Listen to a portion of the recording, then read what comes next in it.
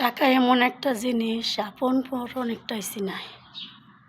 কথাটার কারণ হচ্ছে কি, একই মার পেটের ভাই বোন আমরা।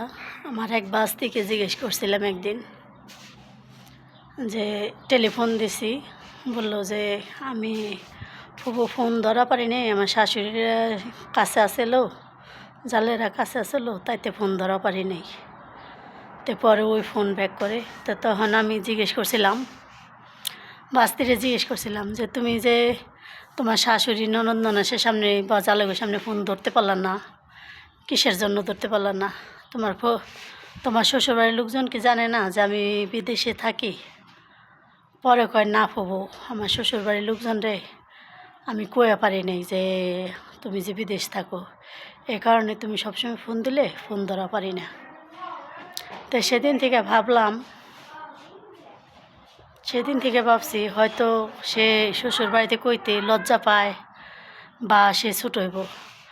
আর এই জিনিসটা কোত্থেকে শেখা? এই জিনিসটা আমার ভাইয়ের কাছ থেকেই শেখা। কারণ ভাইয়ের কাছ থেকে শেখা কি, ভাইদের পয়সা আছে, বাড়িতে বিল্ডিং আছে, সব আছে, কিন্তু আমি তো বোন ভাড়া থাকি বা বিদেশ করে খাই, কর্মজীবী করে খাই। কারণ আমি কারো কাছে হাত পাততে অভ্যস্ত না। আমার অভ্যস্ত যে আমার যে কদিন শরীরে শক্তি বা রক্ত আল্লাহ তাআলা দিয়েছে, আমার কর্ম করার তৌফিক দিয়েছে, তো ততদিন আমি কর্ম করে খাম। আমি কারো কাছে হাত পাততে অভ্যস্ত না, বা আমার চায়ে খাইতে তেমন একটা ভালোও লাগে না। মানুষের জাকাত ফেতরা অনেক কিছু চায়ে খায়, কিন্তু আমার ওইটা পছন্দ না। আমার পছন্দ যে আমাকে মানুষ ছোটো করে দেখুক, কিন্তু আমি কারো ছোটো করে আমার কিছু যাবে না আর আসবে না। কারণ আমি কর্ম করে খাই, আমার কোনো লজ্জা নাই, আমার কোনো শরম নাই। আমি চুরি করি না, খারাপ কোনো কাজ করি না, বা আমি কারো কাছে হাত পাতি না, এতটুকু আমার তো বাস্তিরে জিজ্ঞেস করার পরে, বাস্তি কথা বলার পরে তো আমি ভাবলাম যে হয়তো বাস্তি বলতে পারে না, লজ্জা পাইছে, ফুবু গরিব, বিদেশ করে খায়, সে মানুষের কাছে কীভাবে মুখ দেখাবো।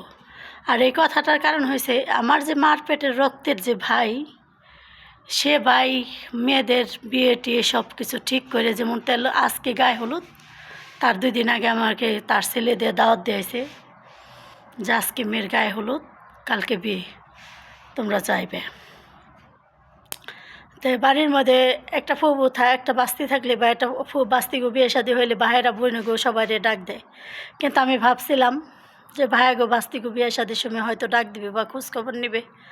তো ভাইয়েরা কখনই, আমি গরিব বলে কোনো ভাইয়ের মেয়াগো বিয়ে শাদী বা বাস্তাগো বিয়ে শাদীর মধ্যে আমাকে কাছে রাখে নাই, আমাকে কয়ও নাই। যেমন আজকে বিয়ে, কালকে আমাদের দাওয়াত দিছে, প্রত্যেকটা বিয়ে। তো তাদের বাড়ি আছে, ঘর আছে, বিল্ডিং আছে, আমার বিল্ডিংও নেই, আমার বাড়িও নেই, ঘরও নেই, আমি ভাড়া থাকি। বাস আমি দ্বিতীয় কথা কর্মজীবী করে খাই। তো ভাবলাম যে ভাস্তি কথাটা শিখছে আজকে ভাইয়ের কাছ থেকেই। ভাই অবশ্য আমাকে যখন তার মেয়েদের দেখতে আসছে, বা মানুষের লোকজন নিয়ে, মুরব্বী নিয়ে বসে একখানে বসে মেয়ের বাড়িতে বা ছেলের বাড়িতে লগ্ন খাওয়া হয়, কথা বলা হয়। তো কার এলাকায় কী বলে তা জানি না, আমাদের এলাকায় বলে লগ্ন খাওয়া। মেয়ের বাড়িতে গণ্যের লোকজন আসে, ছেলের বাড়িতে লোকজন আসে, আয়সা তাদের বাড়িতে একটা লোকজন খাওয়া নেওয়ার পরে তাদের কথাবার্তা হয়, সেটাকে বলে লগ্ন খাওয়া।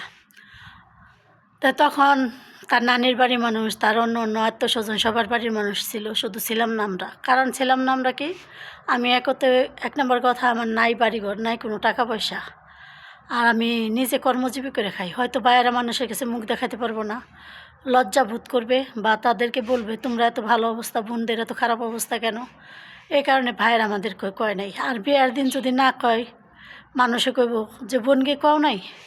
এই কারণে ভাইয়েরা নামকরণের জন্য হয়তো আমাদেরকে দাওয়াত দিছে, কিন্তু সে দাওয়াত আমি গ্রহণ করতে পারি নাই, যাইতেও পারি নাই। তা আজকে এই কথাটা মনে হলো, কিছু কিছু সময় কিছু কিছু কথা মনে হয় যেগুলা না বলারই নয়। এমনও সমাজে ভাই বোন আছে যে বোনরা গরিব হইলে পরিচয় দিতে লজ্জা করে, আবার ভাইরা বড়লোক হলে বোনদের পরিচয় দিতে লজ্জা করে, আবার বোনরা বড়লোক হলে গরিব ভাইদেরকে লজ্জা করে যে পরিচয় দিতে। তো একটা কথা কি দেখেন, গরিব ধনী সবই আল্লাহর দানের জিনিস, কেউ কাউকে লজ্জা পাওয়ার কিছু না।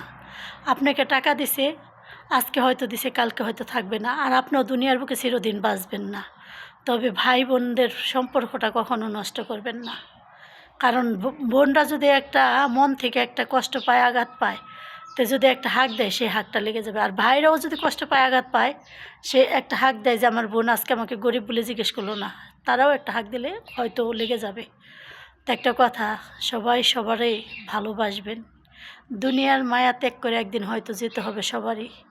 তো আজকের মতো আল্লাহ হাফেজ, ভালো থাকবেন। আর যদি আমার নতুন হয়ে থাকেন সাবস্ক্রাইব করবেন, লাইক কমেন্ট শেয়ার করবেন। ভালো থাকবেন। আসসালামু আলাইকুম।